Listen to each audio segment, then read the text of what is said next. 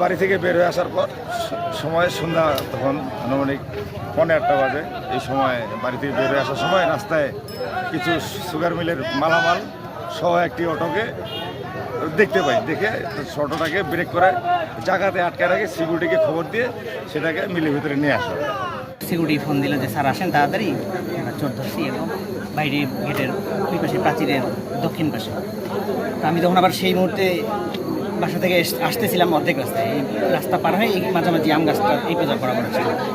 আসে তখন দেখি যে এখানে আবার গেটে দেখি যে হাবিলদার কথা বলছে। হাবিলদারকে তখন আবার কথা বললাম যে ওখানে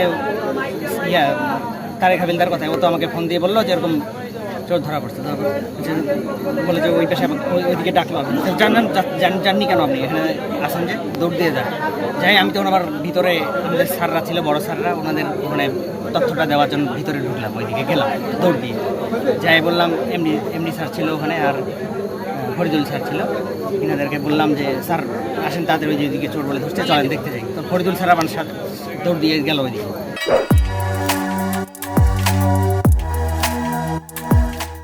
তারপরে ওই মুহূর্তে তারা গেল, যাই তখন একজন কাকে ধরে নিয়ে আসে, নিয়ে এসে অটোটা দেখি যে ওখানে আছে। আমি অত কাছাকাছি যাই, দূর থেকে দেখি অটোটা আছে, এদিকে এসে ছেলেটাকে যখন নিয়ে আসলো, নিয়ে সেখানে ডাকলো।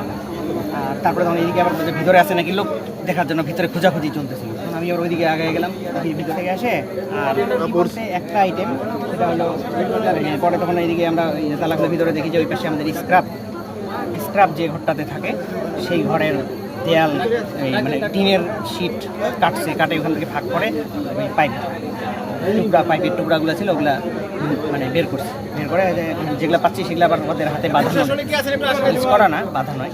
আচ্ছা, এই জন্য ওগুলা ওইভাবে ওই অবস্থায় অটো সহ আর কি ওখানে পাওয়া যায়। আর দুইজন চোর সহ অটোতে করে নিয়ে যাওয়ার সময় আমাদের সিকিউরিটি যারা ধরা পড়ে, সেটা তাকে আমরা ধরি এবং প্রশাসনের হাতে তুলে।